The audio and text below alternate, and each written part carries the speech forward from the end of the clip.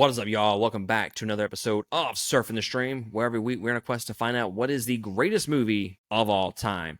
So I finally decided to check out The Devil's Back. You can find it on Shudder. And first off, before we even jump into whether or not I think this movie is great or not, this is not a movie for everybody. And I want y'all to hear me, and there's no spoilers from this point forward. If you are a fan of slow burn horror where the themes and the concepts aren't like spoon fed to you, this movie's for you. If you have trouble sitting through a very slow horror movie where for a majority of it's very atmospheric with its themes, then this movie is not for you because this is a very, very slow movie. This is 2 hours of just slow build up to and I'm not even going to sit here and say that the ending is just bonkers or anything like that, because we've had horror movies this year where it's just like, okay, this is a slow burn, but the ending is absolutely fucking incredible, like immaculate.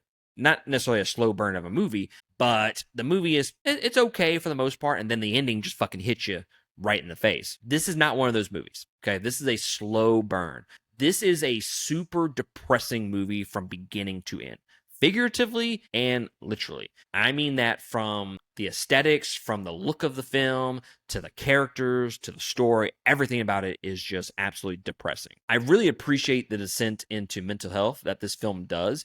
We don't get a lot of horror movies, or not many that I've watched, where the core aspect of the movie is about mental health. And yeah, you can make the case that a lot of possession movies go all based off mental health and shit like that. That's not what I'm talking about.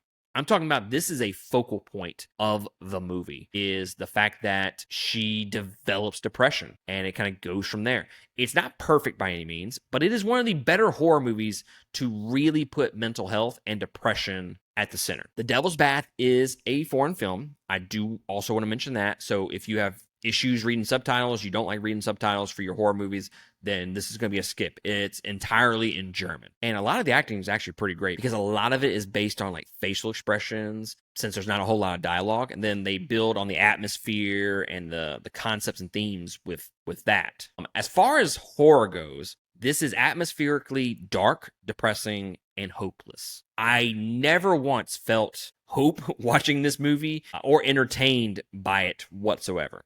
But that's not to say it's not engaging. The movie opens with one of the best opening sequences in a horror movie that I've ever seen. Like, so much so that it will leave your jaw on the floor. And while the movie never quite hits that high again until the very end, it's still very engrossing.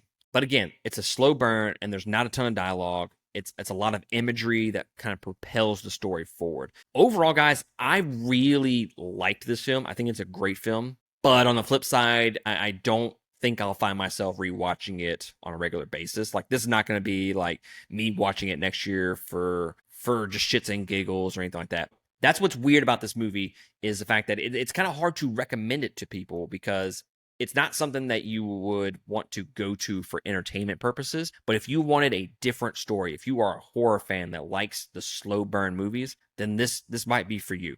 Otherwise, it's probably going to be a skip for y'all. But guys, if you have seen The Devil's Bath, let me know down in the comments below what you thought about the movie and if you would recommend this to the fine people out there. But other than that, I will catch y'all next time on another episode. Laters.